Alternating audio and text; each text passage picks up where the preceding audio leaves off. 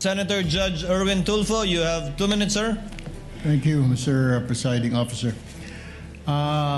Sa ating pong testigo, kahapon po nabanggit ho ninyo na meron na po kayong persons of interest na umano'y kinausap na po ng VP Vice President Sara Duterte para patayin umano ang Pangulo, First Lady at former Speaker of the House. Ang tanong ko po, paano pala ho ninyo ito natalisod o natunto ng impormasyong ito? Gayong sa kanya pong press con, wala naman pong siyang sinabi kung sino mga taong ito. Sinabi niya lang na may kinausap na ho siya. How did you find out?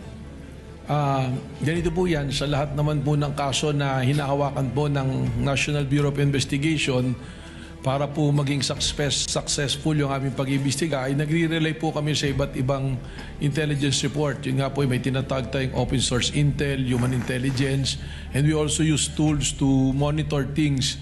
At nag-trim down po tayo niyan, tinitingnan po natin hanggang dumating tayo dun sa punto na mayroon pong resolusyon yung ating pong kasong tinitingnan. With regards to po sa persons of interest, yung prosesong din yan po ang atin pong sinundan. Okay. Without mentioning po kung sino itong mga tao na ito or yung pagkakilala nila, kung nasaan sila, maaari po ba ninyong bigyan kami ng ideya itong mga persons of interest na ito? Kung ano po talaga ang trabaho nila, kung sila po ba talaga yung mga hitman o mga gun for hire o riding in tandem, ano ho ang klaseng trabaho meron itong mga ito? Well, siguro po ganito, although I cannot reveal so much and the identity, but going to the process na sinasabi ko nga po, so we're using informants. May mga sinusundan po tayo. Ang una-una ating pong tinignan dyan, yung nga pong sinabi na kumausap ng papatay at yung pong papatay ay pumayag na. So, ano pong ginawa natin dito? Tinignan na natin kung saan spear po papasok, sino ba yung pwede, saan ba pwedeng nanggaling yon? Hindi kagad sino, saan po ba pwedeng nanggaling yon?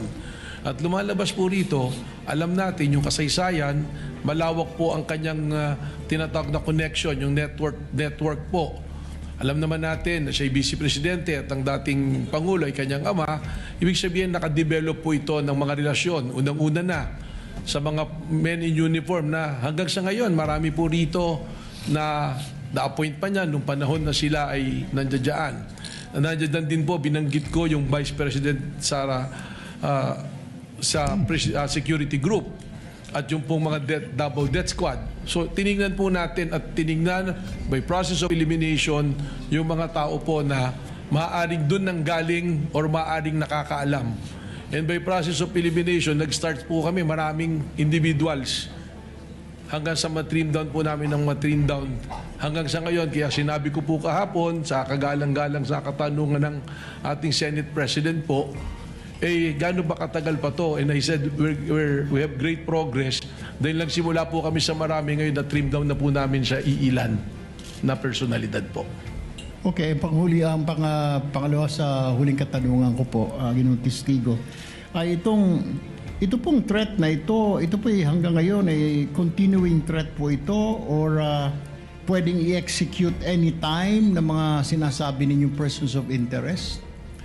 Yun na po yung ating pong pangamba na nakikita. Because hindi po natin nakukuha. Sigurado po tayo na may kinausap at pumayag, subalit yung pagkakakilanlan ng taong kinausap ay hindi pa rin po natin nakukuha. So ibig sabihin po, yung threat po na ito sa Pangulo is a continuing and active threat po and serious. So yun po yung gusto nating i-address dito. Panguling katanungan na lamang, Mr. Witness, naimpormahan na po ba ang Pangulo at ang kanyang PSG para alam ho nilang kanilang gagawin at hindi po sila malingat sa kanilang seguridad? Meron po kaming tuloy-tuloy na pakikipag-ugnayan sa ating sa palasyo po. I will not mention who exactly yung mga kausap po namin doon, but there's always continuing threat assessment po na ginagawa po kami. Thank you, Mr. Witness. Presiding Officer, thank you. Thank you, Senator Judge Erwin Tulfo. Senator Judge Lacson. Thereafter, we will recognize first, with the indulgence of Senator Judge Raffy Tulfo, the lead prosecutor for her manifestation. As I understand, she asked for time for a huddle to determine whether she will still conduct redirect. So, Senator Judge Lacson is recognized. You have 2 minutes, sir. Thank you, Sir Presiding Officer. Follow-up lang ito doon sa mga points raised by Senator Judge Rafi Tulfo kahapon relating to three similar cases, Ronald Mas, Mayor Baste Duterte, saka BP Sara. Hindi ko na bibelabor yung Ronald Mas and Mayor Baste kasi aware naman ako doon sa Rule 113 Section 5, yung sa warrantless arrest, na hindi pwedeng apply. Nagkamali nga yung NBI kay Ronald Mas, kaya na-dismiss yung case, di po ba? But I'm more interested in the cases of Mayor Baste at saka kay BP Sara. Kasi almost similar yung kanilang mga sinabi, pero I'm just wondering why you did not investigate Mayor Baste, pero si Mayor Sara, hindi lang kayo nag-investigate, nag-repair pa kayo ng complaint sa DOJ, hindi po ba? Yun po yung amin pong ginawang investigasyon ay doon na po sa threat na sinasabi namin na pangkalawakan. Yung dito po kay Mayor Baste, kaya hindi po natin na inimbestigahan, isinasama po namin dito sa task force na ito to come out with the report eventually. But we have coordination also po with other agencies. Yes. So walang ongoing law enforcement investigation against Mayor Baste? Kasama po dito sa ano po namin sa special task force po. Yung bang special task force, and this was this was also raised by the presiding officer nung nasa lounge kami kanina, na-form ba ito in relation to or in reference to the case of Mayor Baste o kay Vice President Sara? Yung pong trigger point na nangyari dito ay yung pong kay Mayor Baste po. But prior to that, we are continually monitoring the threat. Kasama po sa aming pag-uusap yan. In fact, yung pong aming reporting ng records as early as nung nag-assume po ako ng February, mga first week pa lang po ng March kasama na po sa reporting yung mga threat assessment. But nung napansin po namin na itong rage rally na to can escalate to a bigger threat to the national security, dun po namin ipinasok ito. So mas ang ginamit nyo yung kay Mayor Baste as an open source kesa sa mag-file kayo ng criminal complaint against Mayor Baste? Ganun po yung naging process namin dito. But eventually, we have an agreement within us that if we can establish that the elements for grave threat will be there, we will be contemplating also on filing a grave threat and inciting to sedition as well. Pero halos pareho Kaya iniisip ko, baka meron double standard. Bakit kayo nag-focus kay Vice President pero hindi nyo in-apply kay Mayor Baste? Halos pareho sinabi nila na maliwanag naman, bukod doon sa January 2026, na ulit pa ng April 12, di ba? Na sinabing Romanov, threat against the first family, nasundan pa ng pupugot, ang kailangan lang namin yung ulo. So pero kay Vice President, halos ganun din Pero bakit inimbestigahan nyo kay Vice President Sara at na-refer nyo na sa DOJ for PI, pero yung kay Mayor Baste parang unlevel, nasa law enforcement investigation pa rin? Sapagkat ang isa pong dinedevelop namin dito na theory po is yung sabwatan.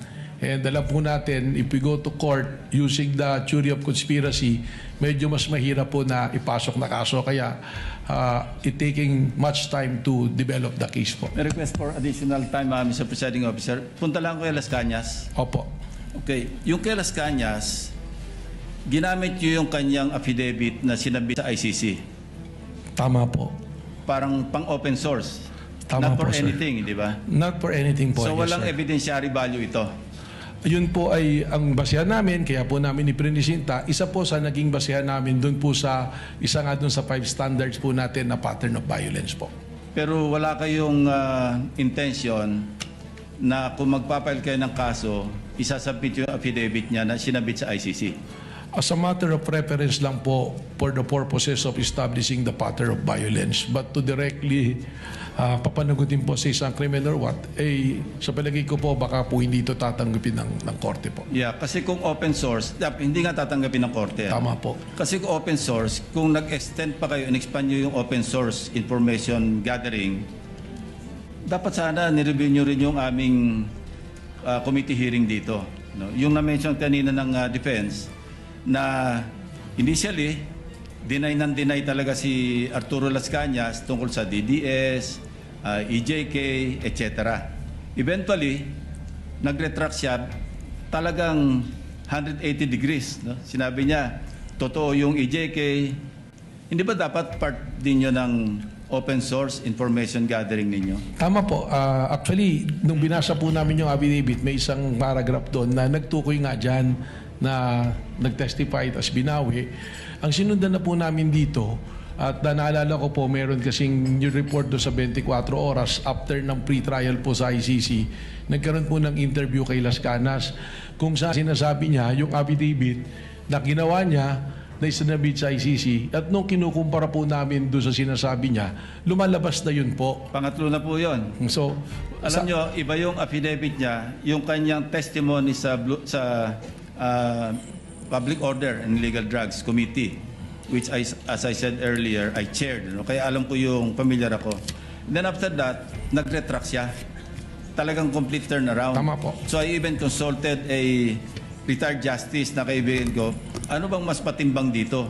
Ang sabi niya, talagang jurisprudence, yung original na statement, ang mananaig, kesa doon sa parang binaliktad na statement, which I also agreed.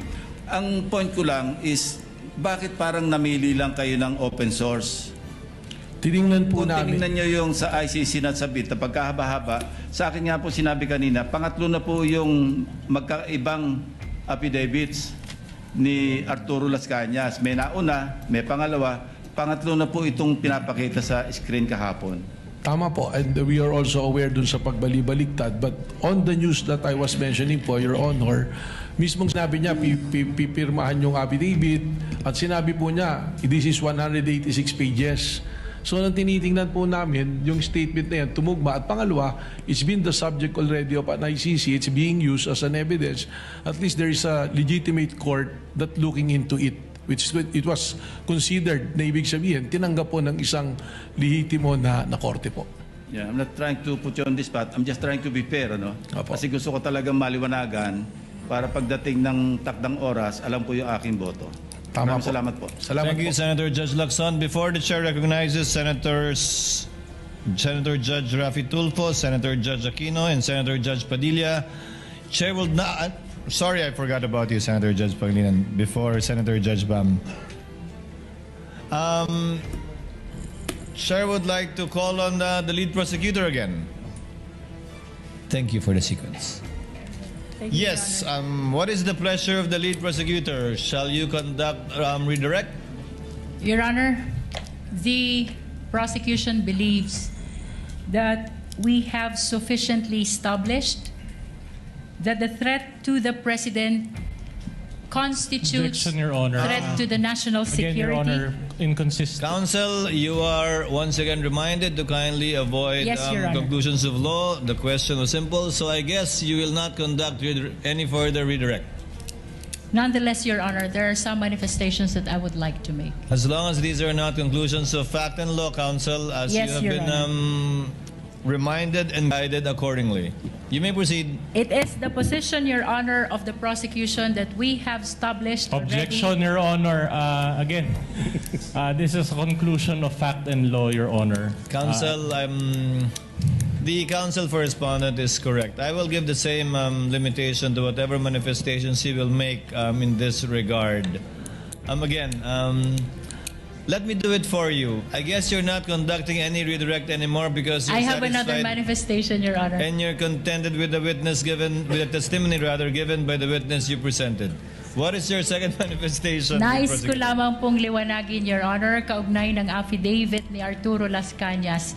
Ito po ay ipresenta ng prosecution bilang bahagi ng testimonya ng witness, kagaya na po ng sinabi ng presiding officer ng 3 ulit, pinayagang ipresenta ang affidavit ni Las Cañas bilang bahagi ng testimonya at bilang bahagi ng naging investigation ng Special Task Force ng National Bureau of Investigation.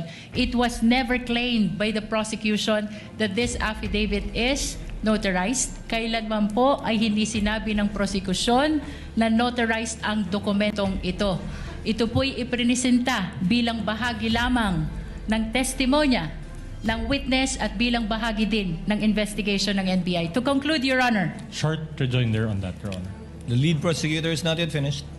To conclude, Your Honor, the prosecution finds it unnecessary. Objection, Your Honor. Same ground. Allow the lead prosecutor to finish.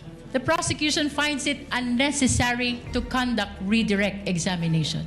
Thank you, counsel. Duly noted. Do you still want a rejoinder, Just a counsel? short rejoinder on the Las Cañas Yes, issue. counsel.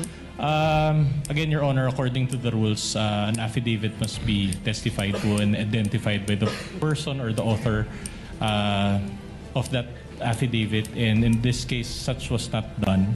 So, and an additional manifestation, Your Honor, that considering that it is unsigned and unnotarized, the law considers it as a mere scrap of paper. That's just a manifestation. And Then let instead of letting this be an ongoing argument between both counsels, let the chair state. Your for Honor, the- may I just correct the manifestation No of the need, defense? counsel. Let the chair state for the fourth time.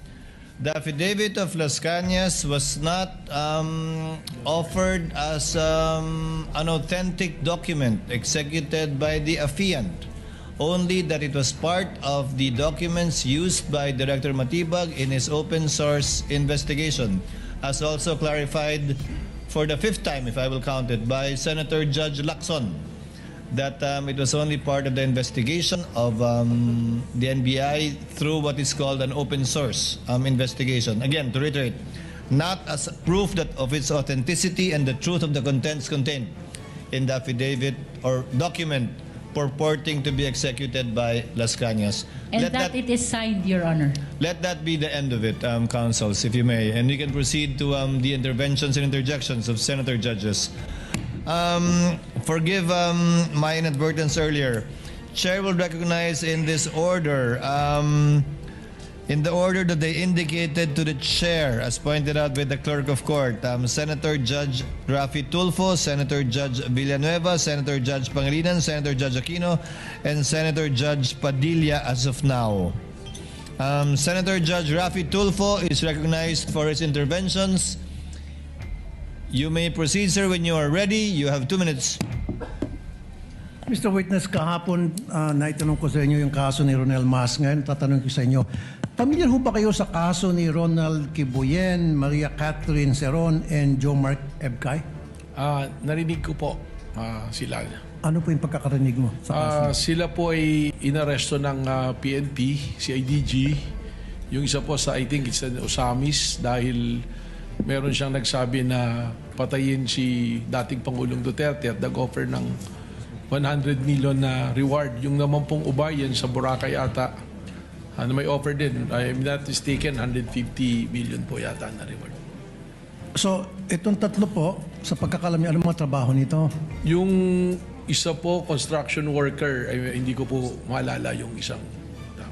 Yung isa ay unemployed college graduate. Ayun. So, the reason why I asked that, kasi tulad ni Ronel Mas, isang teacher, at itong tatlo, mga ordinary mamayan, i-compare natin dun sa ginawa ni VP Sara at saka ni Mayor Baste sa ating Pangulo, pagbabanta almost the same yung nangyari. So, kamay na bakal ang pinairal. Kapag mga ordinaryong mahirap na mamayan, ang pinapairal ninyo dyan sa law enforcement. Pero kapag makapangyari ang mga tao, you treat them with kids' gloves. Why is that?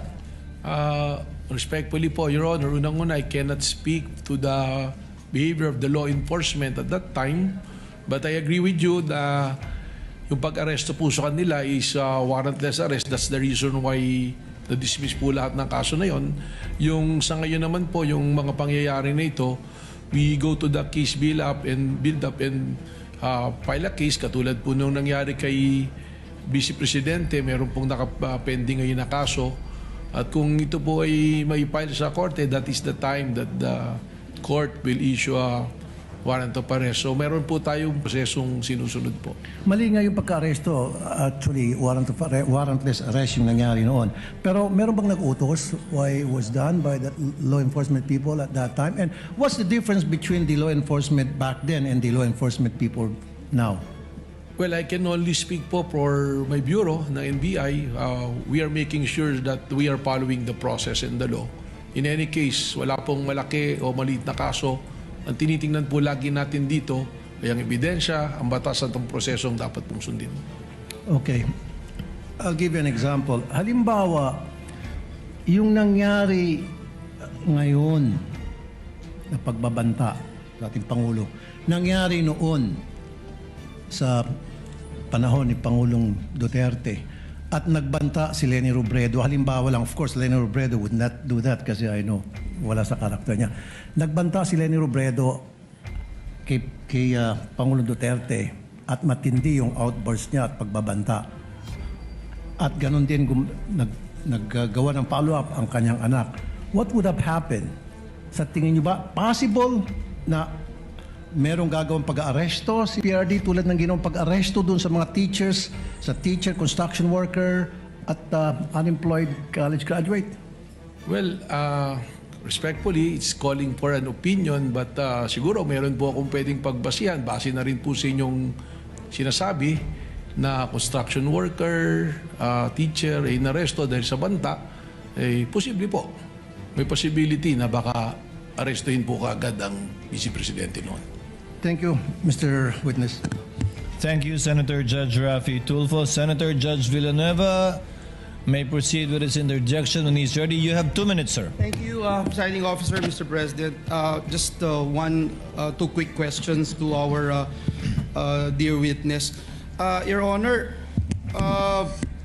malaking bahagi po, Director Matibag, nung sa talakayan dito sa Korte at ng buong sambayanan, whether or not natukoy na ba yung sinasabing alleged tinutukoy ng pangalawang Pangulo doon po sa kanyang video. At binanggit niyo po na may inaasahan po kayong development sa loob ng 3 hanggang 6 na buwan. Maaari po ba niyong paliwanag, Director, sa pangkalahatan lamang po kung ano po yung layunin ng mga natitira pang bahagi sa investigasyon po ninyo? Just to clarify lang po, no? Kasi when you testified that the individual's identity will become clearer, does it mean, sir, that the Bureau is now focused on confirming or verifying the identity of a particular individual referred to by the respondent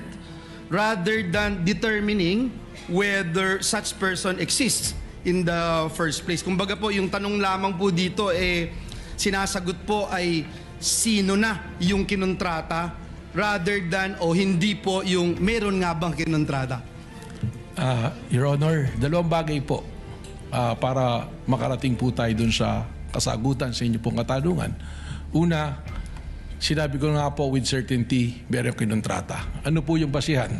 Mismong ang Vice Presidente na publicly, it is an extrajudicial admission na tinanggap na niya at sinabi na niya na meron akong kinausap na mag-assassin o mamamatay tao para patayin ang Presidente at siya ay pumayag. So that is an admission na meron po. Pangalawa, bakit po natin tinutukoy at tinahanap? Dito na po pumapasok yung kailangan natin siyang makuha, hindi upang sabihin na kami talaga ay nag-usap ni Vice Presidente.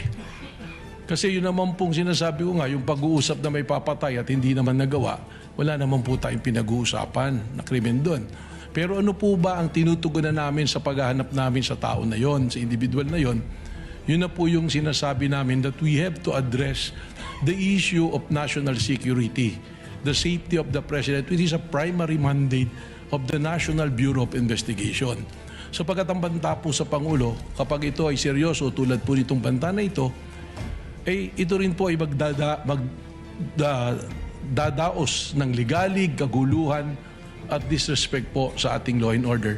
And that is the very purpose of the existence of the National Bureau of Investigation. Yung binanggit nyo na may mga persons of interest, so yun nga po, no? Tinutumbok na po nito na nandun na po kaya kayo dun sa sino ang kinontrata rather than meron nga bang kinontrata. Tama po, Your Honor. Thank you, Director Matibag. Nabanggit nyo po kahapon din yung parte ng network ng respondent na tinatawag na Davao Death Squad. Batay po ito dun sa ebidensyang nakalap po ninyo, sabi nyo sa NBI, at meron po kayong nakikitang impormasyon na nagsasabi ang... gusto kong malaman kung meron po kayong nakikitang impormasyon na nagsasabi na aktibo pa rin po ba ito noong 2024 kaya naging part ito ng inyong assessment sa kapasidad ng respondent? Sa amin po investigasyon lumalabas na meron pa pong mga existing.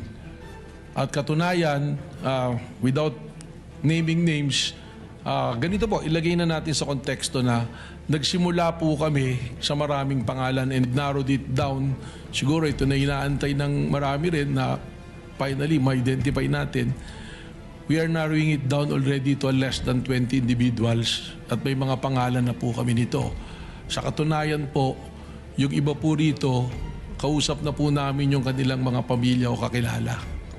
So, ganun po yung proseso. That's why sinabi ko, baka in 3 to 6 months, we can finally identify kung sino yung personalidad na yun po. Let me wind up, Mr. Presiding Officer. No, in relation again to the Davao Death Squad that we were talking about, aktibo pa po ba sila noong 204? Aktibo pa rin po ba sila sa kasalukuyan sa inyong nagpapatuloy na investigasyon? Tinatanong po natin ito, Ginoong Pangulo, para malaman natin kung yung ginamit po ng National Bureau of Investigation ay base lamang dun sa historical background na binabanggit po kahapon o meron po na nakalap na mga bagong impormasyon ang NBI na hiwalay na impormasyon tungkol po dito. Well, again, kanina po tinanong po ng kagalang-galang Senator Erwin Tulfo, we are not limiting it to the Davao Death Squad. Sabi ko nga po, meron pong mga aktibo pa sa serbisyo na men in uniforms at kasama rin po dito ang Vice President Sara Security Group po. So even those who are actively involved right now, men in uniform, is that what you're saying? That is something that I can say because general naman, it will Kindly not go wind to the up. identity. Yeah, that will be all, Mr. Presiding Officer. Thank you, Director Salamat Matibag. po. Salamat. Thank you, Senator Judge Villanueva. Senator Judge Aquino is recognized. You may proceed, sir, when you're ready. You have 2 minutes.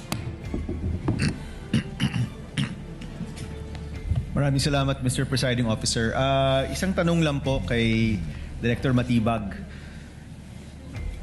Doon po sa AO11, nakalagay po doon yung mga miyembro ng task force, no? At yung isang miyembro po doon ay mula sa Transnational Crime Division. Opo. Nabanggit nyo po nung isang araw na nasa punto na po kayo sa inyong investigasyon na chine-check po ninyo kung hindi lang ito isang tao pero kumbaga grupo na po ito or may plot, may ploy, may nagkukuntsaba para dito po sa posibleng pagpatay kay President Marcos. So nagtataka lang po ako sa AO11 kasama yung Transnational Crime Division. So my question is, sa inyo pong investigasyon, meron bang transnational nature itong posibleng pagpatay sa presidente? Meron bang foreign intervention or mga players na hindi po Pilipino sa inyo pong investigasyon? Yan po ay isang sa purpose talaga kung bakit namin isinama para alamin kung sino po. Alam naman po natin, para patayin ng isang presidente, hindi po isa o dalawang tao lang nag-uusap dito. You need yung kakayahan mo, yung capacity doon po pumapasok. Kailangan ng pera, kailangan ng network, kailangan ng tao. So tinitingnan po natin ito lahat. Ngayon yung binabanggit po ninyo, kasama po sa ating tinitingnan yan. Pero ang isa pong mayoryang rason yan, yung pong mga pagbabiyahe ng ating Pangulo, we have to also monitor it because the possibility of endangering the life of the President during his time that is outside of the country, nandoon din po yan dahil sa threat. So kaklaruhin ko lang ha. So yung pagkakaroon ng Transnational Crime Division dahil yan sa mga biyahe ng presidente, hindi dahil merong possible foreign intervention dito sa iniimbestigahan yung pagpaplano. That is also an angle being considered but that's not the main reason po. Alright, salamat. Salamat po. Thank you, Senator Judge Aquino. Senator Judge Padilla is recognized. You may proceed, sir, when you're ready. You have 2 minutes. Maraming salamat po aming ginoong tagapamahalang hukom at sa atin pong ginoong Pangulo. Meron po akong katanungan para sa prosecution. Sa akin pong mga kaibigan, prosecution. Napakahalaga po sa bawat pagdinig ay yung nagsasabi ng katotohanan. Tama po ba? Tama po. Opo. Pagka ang isang witness po ay naging halimbawa ng paiba-iba ang sinasabi, ano pong tawag dito? Di ba po kasinungalingan? This is a hypothetical question, Apo. Your Honor. You are not referring to any particular witness? Si Las Cañas po. Yung inyo pong pinakitang affidavit, Your Honor? alam niyo po, hindi pa po ako tapos, kaibigan. Alam niyo po, napakalungkot po para sa amin na marinig na merong kayong ibinigay na affidavit na nabahiran dito po sa loob ng Senado. Dito sa plenaryo ng Senado ay nabahiran ng matinding masasabi nating kasinungalingan sapagkat magkaiba ang kanyang sinabi. October 3, 2016, sinabi niya walang kinalaman ang Pangulong Rodrigo Roa Duterte. February 20, March 6, na iba na ang istorya. Ang tanong ko po, ano ang tawag sa taong paiba-iba ang sinasabi? Di ba po sinungaling? May I answer, Your Honor? Apo, apo. Kagaya po ng aking binigyang linaw kanina at paulit-ulit na rin pong sinabi ng ating presiding officer. Pakisagot na lang po kasi yun lang po ang tanong. Tama po ba o mali na tawaging sinungaling ang taong iba-iba ang sinasabi? I'm sorry, Your Honor, but I need to qualify my answer. Mr. Presiding Officer, isang simpleng tanong lang po. The lead prosecutor may agree or disagree or state a different characterization. I can state a different characterization if I'm asked by the good Senator Judge. You may disagree or agree with the Your statement Honor. of the Honorable Senator Judge Padilla.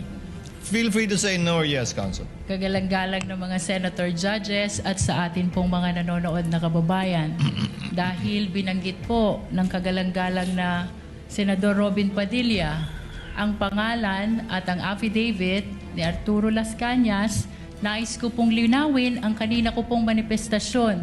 Ito po ay ipresenta sa impeachment court bilang bahagi ng testimonya ng witness. Hindi pa din po sinasagot ang... Lead prosecutor, the response, it's not responsive to the question of Senator Judge Padilla. Allow me to, if the good Senator Judge will allow the presiding officer, pwede ba nating sabihin, lead prosecutor, na ang testigong pabago-bago ang kanyang testimonya sa magkakaibang petsa o araw o panahon ay isang testigong hindi maaasahan? Without particular reference to Arturo Las Sa Cañas, pangkalahatan, I agree with you, Honorable Presiding Officer. Posible nagsisinungaling siya sa isa, nagsasabi ng totoo sa isa, o nagsisinungaling sa isa, nagsasabi ng totoo sa isa, hindi na natin malalaman yun. Tama po ba yan? Without particular reference to Arturo Las Cañas, I agree with you, Honorable Presiding Officer. Thank you. Maraming salamat po, aming ginoong You may proceed, tagapamahalang Senator hukom. Judge Padilla. Opo. Kasi po, katulad po ng sinabi ng aming Senator Judge 10,000 hours Pampilo Lacson, napakaliwanag po ng sinabi niya. At kami din po dito, ako po mismo ay gumawa din ng panukala na dapat yung mga nagsisinungaling dito, yung mga paiba-iba ng testimony na nagiging aming mga witness ay dagdagan dapat ang sintensya ng perjury. Kailangan amendahan ang batas na yan.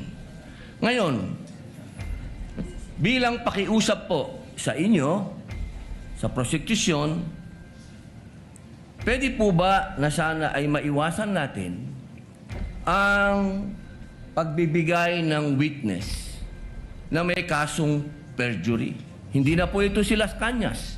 Ang sinasabi ko po ay yung dalawang mahal nating witness, si Attorney Jeremy Lotok at si NBI Agent talilong na sa mga oras na ito ay may kasong hinaharap na perjury. Pwede po bang iwasan natin na may mga ganito tayong witness para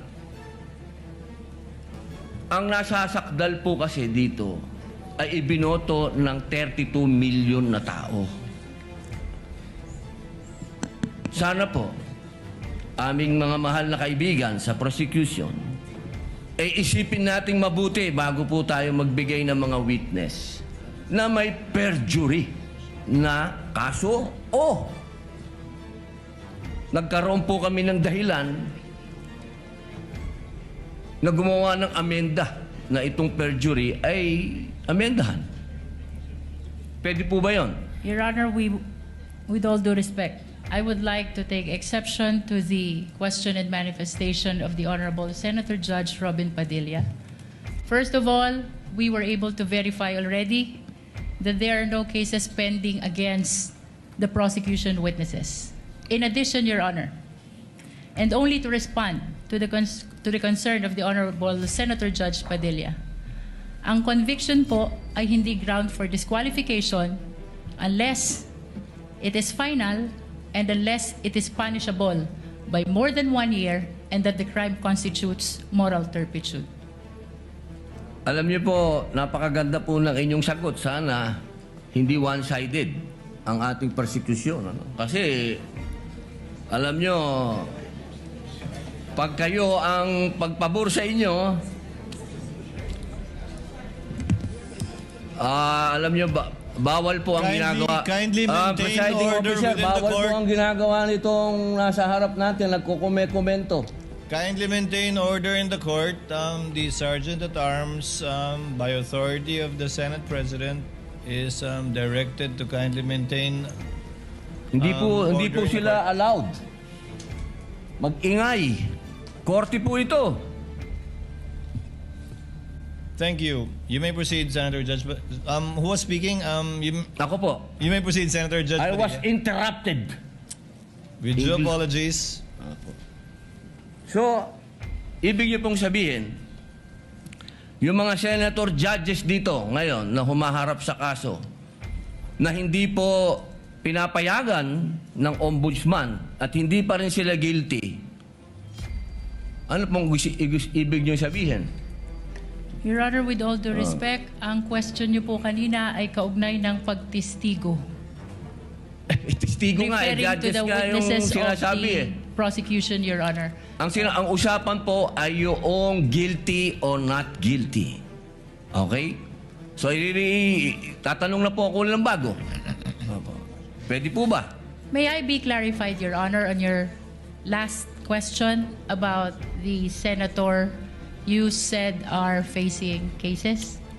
Lead counsel, I think that was Alam more niyo of po, malinaw na po yung sinabi ko and wala po kayong karapatan magtanong Hindi, kay Senator Judge. Diliwanagin nga po. I think Senator Judge Padilla was making a manifestation and not posing a question to the lead prosecutor in relation to our two colleagues. You may proceed, Senator Judge Padilla. Maraming salamat po, Ginoong tagapamahalang hukom. Pwede na po ba tayong mag-advance ng katanungan? Yes, Your Honor. Apo. Yung pong sinasabi ninyo, bakit nyo po nababanggit ang ICC dito? Ano po ang kinalaman ng ICC dito sa ating pagdinig? With all due respect, Honorable Senator Judge Robin Padilla, kagaya po ng nabanggit ko na at marahil panglima ng banggit ng presiding officer. Nabanggit po ang ICC, kaugnay ng affidavit ni Las Cañas na ipirinisinta po ng prosecution bilang bahagi lamang ng testimonya ng witness at bilang bahagi ng naging investigasyon ng Special Task Force ng NBI. Maraming salamat po. Senator Judge Padilla will please wind up. You can Opo. avail of a second round if you wish. Opo. Maraming salamat po. So, ibig pong sabihin, malinaw na kanina sinabi natin What na is the hindi pleasure siya... of, with the permission of Senator Judge and indulgence of Senator Judge Padilla, what is the pleasure of Senator Judge Rafi Tulfo? Walang mic. Kay Senator Padilla. Bakit pag sa kabila pinapayagan sila 5-10 minutes, bakit pag sa amin, sa majority, kinakat agad ni remind pagdating ng 2 minutes? I think nakakalata na kami. So dapat pag sinabing 2 minutes, 2 minutes. Pag sa amin sa majority, pag 2 minutes, pinipindot nito. 2-3 beses. Totoo yan. Pero pag sa minority, umaabot na ng 5 minutes, 10 minutes. At meron akong record yan. Pinapayagan. Why? Thank you. The comments of Senator Judge Rafi Tulfo is recognized. However, the chair would like to point out that in the impeachment court, there is no majority nor minority. We are all senator judges. And Senator Lacson earlier requested also an additional time to finish his point, which the chair allowed. That's why the chair reminded Senator Judge Padilla to wind up because his time already lapsed. Kaya nga, Mr. Presiding Officer, I'm sorry, I do have a lot of respect in you. Yung sa akin lang, kahit na sino senador, kapag dating na ng 2 minutes, pinipindutan ng bell eh. Ako ilang beses na ako napindutan ng bell. Nakakairita eh. Samantalang yung iba, hindi pinipindutan ng bell, umabot pa ng 5 minutes. I'm not referring to anybody here now. Yun lang yun eh. Kaya nga kuminsan, binubulungan ko na nandiyan eh. Oy, pindutin mo na yung bell. Para naman makapagsalita yung iba. Yun lang po.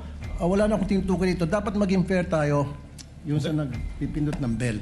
Pag sinabing 2 minutes, 2 minutes regardless kahit na sinong senador yan. Thank you. The clerk of court is instructed to kindly relate to the bell ringer to kindly be consistent in doing the reminder, polite reminder to the senator judges with respect to the time allotted. Sir Presiding Senator Officer. Judge Yes. Cayetano Alan. No, I take the comments of Senator Tulfo in order. I respect your opinion, but just to put on record, as you said, Senator Lacson a while ago asked for more time, binigay. Walang bell yon. Yesterday, 2 bell sa akin. 2 o 3? Dalawa lang ang bilang ko. 2 lang bilang mo. And maybe the solution is that after the first, isang bell na lang, pero kasi from the start of the impeachment trial, we asked the presiding officer at sabi mo nga, liberality, because then if not, if we can't ask questions, baka magkaroon ng motion or mas lalong tatagal. Maybe you've been doing it naman, but yun nga, yung just ask to wrap up. But konting, we all want to get back to work. There's so much that we want to do. At least, wala ngang majority-minority, but at least wala ngang threat ng kaso sa majority. Kami magsalita dito, parang may sword sa aming nakatutok. So, konting pagbibigay din sa amin ng konting liberality din sa pagtatanong. Yes. But in accordance with the rules, tama naman po yung sinabi ni Senator Tulfo. The presiding officer shall take in advisement the points raised by Senator Judge Rafi Tulfo as well as the point raised by Senator Judge Allen. And in that spirit, kindly wind up, Senator Judge Padilla. Ginoong tagapamahalang hukom, nais lamang pong sagutin ang ating kaibigan na si Senator Rafi Tulfo. Sandali lang po. Kaibigan, mas mahaba kasi yung sagot ng ating prosecution. Ako po ay nagtatanong lamang ng oo ba o hindi. Opo. Pasensya na po. Opo. Kindly wind up, Senator Judge Padilla, but you're gonna Opo. bail of the Maraming second round salamat if there po. is one. Tatalon na po ako. Dito na po ako sa aking kaibigan. Maraming salamat po, kaibigan. Opo. Sa akin pong kaibigan, kay Attorney Matibag, mahal na saksi. Mabilis lang po ito. Ako po ay napunta sa PDP Laban dahil po sa inyo. Tama po. Opo. Kayo po ang kumimbinsi sa akin. Tama po. Campaign manager niyo pa po. Opo. At masasabi po natin na isa kayo sa nagpa-number 1 po sa akin. Tama po. Sa lugar po namin, number 1 po kayo. Opo. Attorney Matibag, sumama po ako sa inyo dahil alam ko na isa po kayo sa arkitekto ng pagkapanalo ni President Rodrigo Roa Duterte. Tama po ba? Hindi po. Sapagkat noong 2016, ako po ay campaign manager ng Region 4A ni Secretary Mar Rojas po. Ayun. So hindi po kayo connected nung panahon na yon kay Pangulong Rodrigo Roa Duterte? Hindi po. Opo. Kung kayo po ay nagtatrabaho sa mga iba't ibang politiko, kayo po ba ay matatawag na political analyst o political ano pang tawag po doon? Yung mga nagsasagawa, nagpapatakbo ng politika ng bawat politiko? Well, maaari pong matawag na tayo ay tumutulong sa ating pinaniniwalaan na kung sino po ang dapat manungkulan sa ating bayan. Opo. Ibig pong sabihin, pwede po kayong gumawa ng isang kandidato at manalo? Makatulong lang po. Sapagkat ang paniwala ko po, hindi naman po isang tao, lalo na ako, ang magpapanalo ng isang kandidato. Opo. So ngayon po, masasabi po natin na pwede po kayong magtrabaho bilang isang political operator? Ano po bang konteksto ng political operator? Ang ibig ko po sabihin, ako po ay nasasama sa isang political party noon. So tumutulong po tayong maipanalo ang isang kandidato ng political party. Opo. Maipanalo lang po? O ano po ba ang trabaho ng political operator sa Pilipinas? Pwedeng gumawa? Pwede din sumira? Well, ang political operator to be successful, kailangan po yung kanyang sasamahan ay magtagumpay yung kanyang pong laban at advokasya. Okay. Yun lang po. Maraming salamat po, kaibigang attorney. Thank you, Senator Judge Padillas. The Senate President is recognized for his interjections. Thank you, Mr. Presiding Officer. Tutuloy ko lang po yung mga katanungan ng mga kasamahan natin kanina. Mr. Witness, yung babalikan ko po yung persons of interest. Itong persons of interest, ito yung nakausap niyong actual killer? Yung persons of interest po can be characterized na merong nakausap. Pero yung kausap niyo, ito ba yung actual na nakontrata? Well, persons of interest yun nga po, ang sinasabi nga po natin, ito yung maaring makapagturo. Hindi ba po natin nakausap ito lahat? Ang sinasabi ko po kanina, dun sa atin pong mga nakilala, meron na pong mga pamilya na gustong makipag-usap sa atin at magbigay ng impormasyon. Katunayan, nakakausap na po. So hindi ito yung actual na nakontrata? Yun po yung dumadaan pa po sa proseso ng aming pong pag-iimbestiga. Gusto ko lang by process of elimination. Yung nakausap nyo is hindi pa actual na nakontrata? Hindi po natin masiguro doon po sa natitirang numero kung ang isa doon ay siya talaga actual na nakontrata or grupo po. Yung ibang, nasabi niyo may iba rin ba kayong nakakausap pa? Tama po. Yung iba naman ay makakapagturo kung sino yung nakontrata? Tama po, Your Honor. Tama. At itong mga taong makakapagturo, ano po yung mga ebidensya na pwede niyong sabihin na credible itong mga taong to? Doon na po pumapasok yung mga intelligence report po sa amin using our tools, the human intel and Give me an example. intel. Bigyan lang kami ng concrete example na ito ay credible, pwedeng paniwalaan na magtuturo. Just give us an example. Yung ginagamit po namin dito na human intel ay yung mga dati na rin po naming informants na nasa ground po, na nakakakuha po ng mga intelligence na ipinapasa po sa amin. So base ito sa human intelligence. Human intel po, tama. Pero pwede ring mangyari na itong person of interest wala ring kalalabasan. Posible po yun. Nangyayari po yan sa mga kaso po na... So yung nasabi nyo kahapong 3 to 6 months, pwede rin after 6 months, 0. Walang kalalabasan. That is a possibility, pero gaya nga ng sabi ko, because we were able to narrow down the numbers at meron pong strong indication right now, kasama na nga po yung hangarin ng mga pamilya nitong mga taong nakausap na tinitingnan natin, eh dito po namin ibinabase na mukhang lalabas po ang positibong resulta po. So in other words, yung probability, mataas. Mataas po. Gano'ng kataas? Bigyan nyo kami ng more or less lang in Siguro your own po opinion. From the scale of 1 to 10, doon po tayo ngayon sa 6 to 7 po. 6 to 7 na merong kalalabasan na magtuturong may nakontrata. Tama po. Babalikan ko lang yung statement nyo na nakakausap nyo parati yung na-mention nyo yung Vice President Security Group. Tama Kasama po yun sa isinama natin na pag-aaral po, pag-imbestiga. Correct. Kasama ba sila sa persons of interest, itong Vice President Security Group? Meron Kasi pong... nabanggit nyo kahapon na madali silang tawagin, nandun lahat.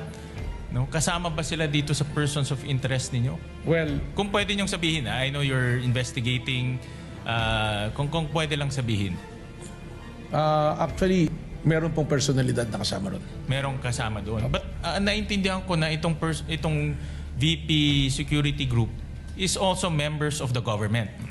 Yun nga po yung sinasabi ko that there are, actually doon po sa aming na-narrow down, there are many uniform who is in active service. Na pwede rin palitan ng executive at any given time.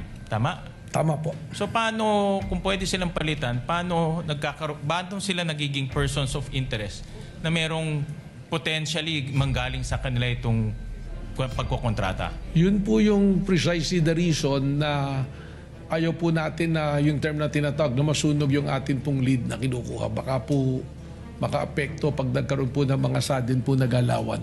So right now, yung tao po nating sinusundan at para madali rin po sa aming pag-monitor and surveillance, mas maigi po na nakapirmis po.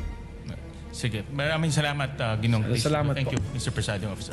Senator Judge Pangilinan is recognized for his interjections. Thereafter, Senator Judge Go. Thereafter, Senator Judge Ontiveros. Senator Judge Pangilinan, you have 2 minutes. You may proceed when you're ready, sir.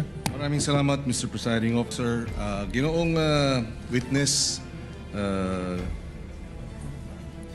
nabanggit ng ilang testigo bago sa iyo, no? Si Attorney Lotok, na in so many words, above his pay grade yung usapin ng interagency coordination. At sabi pa niya, maaaring ang direktor mismo, former director or current director, ang makapagsasabi niyan.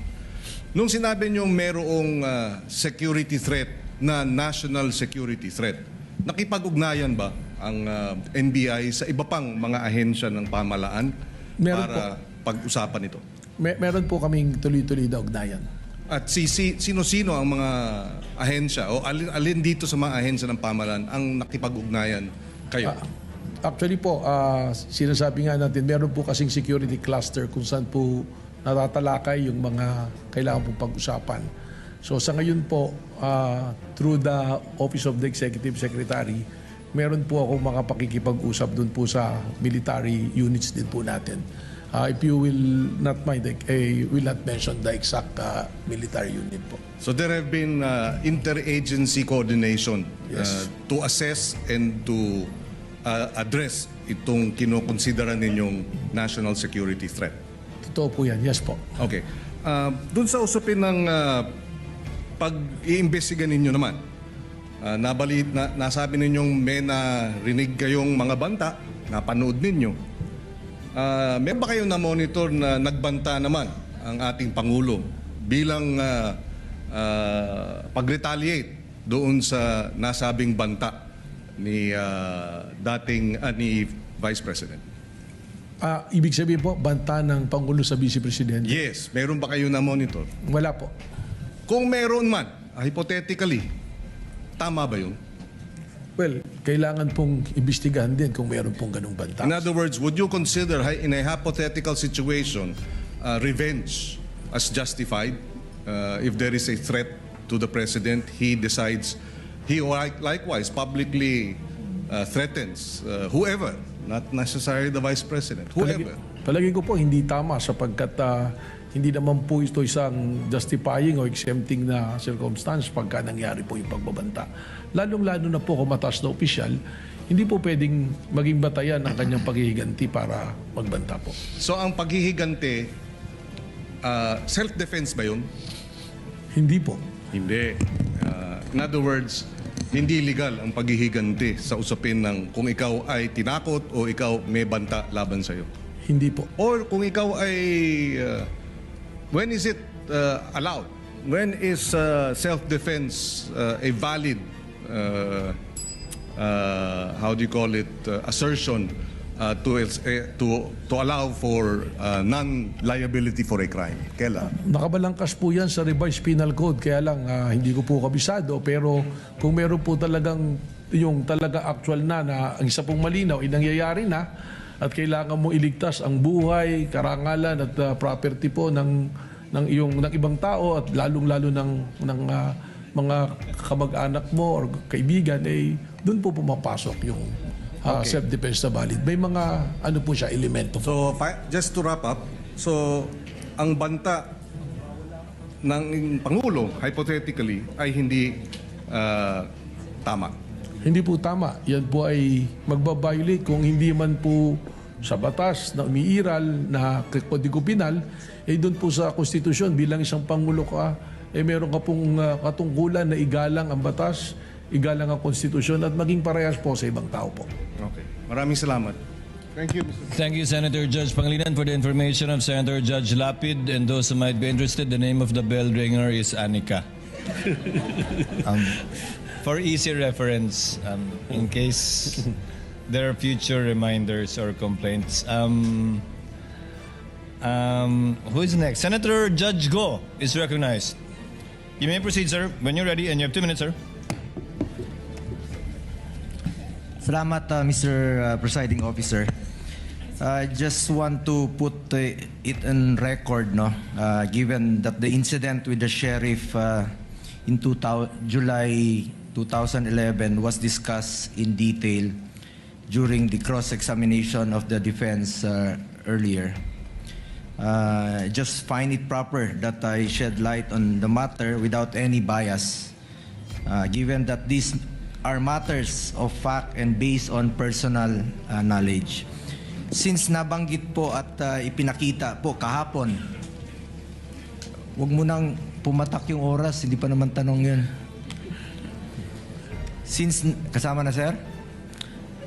Since nabanggit at ipinakita po kahapon ng insidente noong July 2011 involving the Vice President, then Mayor Sara Duterte, and a sheriff, I would like to examine the relevance and context of this incident in determining the pattern of behavior of the Vice President. May I ask the NBI Director, would you agree that determining the context of actions of individuals is important to have a fair and impartial investigations? Yun po yung kasama doon, yung historical behavior to establish a pattern of violence. Okay. Are you aware na may... alam nyo ba yung konteksto at dahilan kung bakit nagawa ni then Mayor Sara Duterte yun? And are you aware na may demolition noong panahong yon involving 217 families who were facing eviction? Tama po, ang pagkakaalam ko po, si Sheriff Abe ay dala-dala ang isang legal and valid order of demolition at gusto niyang ipatupad po yung demolition bilang pagganap po sa kanyang tungkulin po. A simple search online would provide further details. No? Nagalit po si then Mayor Sara noon dahil nakiusap siya sa sheriff na kung pwede bang i-postpone ng ilang oras at i-delay mo ng eviction ng 217 na families. At naalala ko noon na meron pong pulisiya si former Mayor Rodrigo Duterte na ayaw niya pong magpaalis ng mga informal settlers pag walang malapitan, walang malipatan po yung mga illegal settlers. Kawawa naman po itong mga to na minadali silang paalisin. Is it correct that Davao City was then, sabi ko nga kanina, no? It was correct that Davao City was then dealing with the aftermath of a flash flood. At that then Mayor Sara Duterte had come from attending to affected residents before proceed. Alam niyo ba ito? Well, I was informed po kanina nung sinasabi yan. Alam niyo bang 31 po yung namatay ng panahon yon? Yun po, nalaman ko po kanina. Actually, nandun po ako nung nangyari po yung insidente.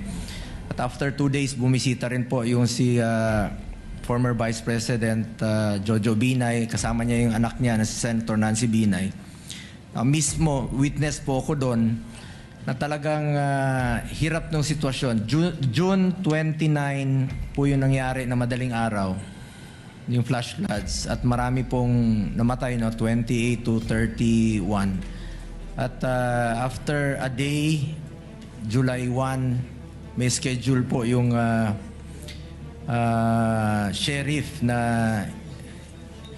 palisin yung mga informal settlers na wala pang malilipatan. Ang maalala ko lang po na nakiusap si then Mayor Sara na kung pwedeng ipagpaliban muna ng ilang oras o araw yung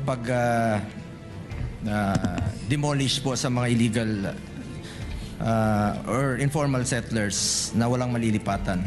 Actually, sa totoo lamang po, since we are here for the search for the truth and justice, I believe it is incumbent upon me to put on record my recollection of what happened.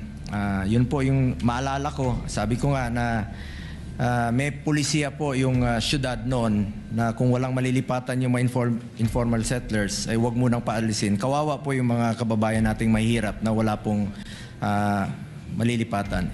Yun po ang konteksto ng nangyari. We are not justifying violence, but we are highlighting that context is important to have a fair assessment of the incident. Magkakaiba naman po yung nangyari nung 2011 sa mga pangyayaring iniimbestigahan niyo po dito. In fact, not just this incident, in our search for the truth, importante alamin natin ang dahilan at konteksto ng mga pangyayari upang maging patas, objective at makatarungan ang ating pagsusuri. Yun lamang po. Ubus na yung Thank you. oras ko. Last 2 minutes na po. Thank you, Senator Judge. Thank you, Mr. Presiding Officer. Salamat po. Tapos na ba yung oras ko? Sabi ni Anika, tapos na daw. Pagtabla yun sa basketball po, pagtabla sa last 2 minutes. May extension na 5 minutes po. Thank you, second round. Thank you, Senator Judge. Go.